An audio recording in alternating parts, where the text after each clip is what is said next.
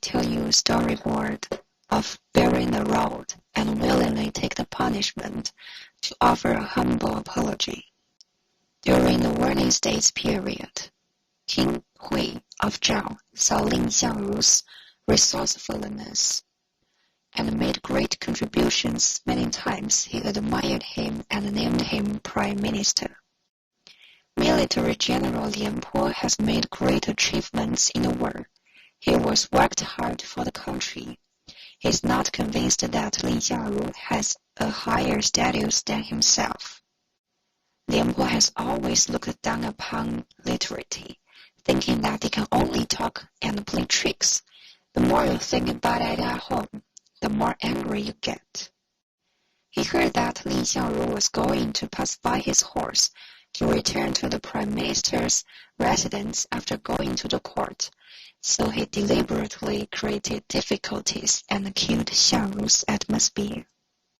One day, Xiangru's car was working along a long street when he heard a servant report that Lian Po's carriage was blocking in front.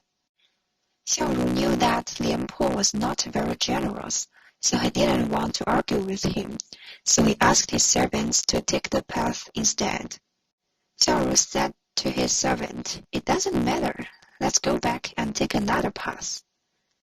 In order not to conflict with Lian Po, Xiangru decides not to discuss matters in the palace until Lian Po's anger disappears. At this point, Lian Po thought Lin Xiangru was really afraid of himself, and he also instigated the disciples to make trouble with the people in Xiangguo's mansion, humiliating Xiangguo. One day, the disciples of the Prime Minister's residence and the general's residence happened to be drinking in a hotel. The general's disciples had a chance. Lian Po stormed and laughed at Xiangru while drinking. What's so great about the Prime Minister? He didn't get it by playing tricks. Xiangru's storm couldn't help but quarrel with them. Xiangru's disciple turned to the Prime Minister's residence, told Xiangru about the matter, and asked him disappointed why he was afraid of Lian Po. Xiangru said, "Jiang and Xiang are the two pillars of the country. We must not quarrel." The disciples knew that Xiangru's forbearance was for the stability of the country, and they became more gentle outside. However, the discord between the state of Zhao and the state of Qi spilled abroad. The king of Qi wanted to take this opportunity to attack the state of Zhao. Lin Xiangru got the news and immediately wrote a letter to tell the king of Zhao about it and made a strategic deployment. After knowing this, Lian Po came to King Zhao. He thought Lin Xiangru didn't know this and laughed at Xiangru. At this time, the king of Zhao showed him the memorials written by Lin Xiangru. He was stunned for a moment. When Lian Po came out of the palace, he happened to meet Yu Qing, a famous scholar. Yu Qing tried to persuade him not to quarrel with Xiangru. On his way home, Lian Po also heard the people whispering the discord between generals and prime ministers will delay national affairs. When he got home, he heard his guests talking about it. Lian Po also felt that there were a lot of things to discuss with the prime minister when formulating countermeasures. He lay in bed, tossing and turning, and couldn't sleep, thinking about what he had done in the past. He was really wrong. He regretted his pettiness and short temper, and often looked down upon others.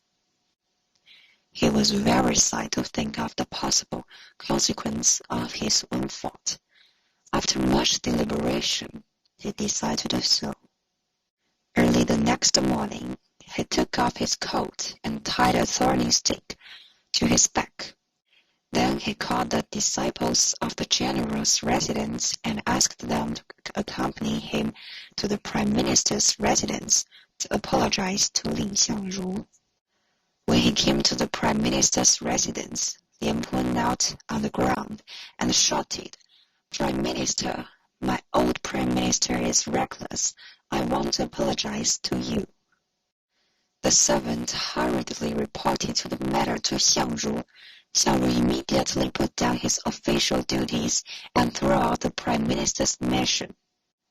As soon as Xiangru saw Lian Po, he quickly knelt on the ground and said, "Old General, please get up quickly. Please get up quickly. Why do you do this?" Xiangru helped Lian Po up, took off the thorny stick on his back, and helped him into the horse. With a smile, they lost their gratitude and hurried, sincerely discussed national affairs and put forward various methods to deal with Qibing.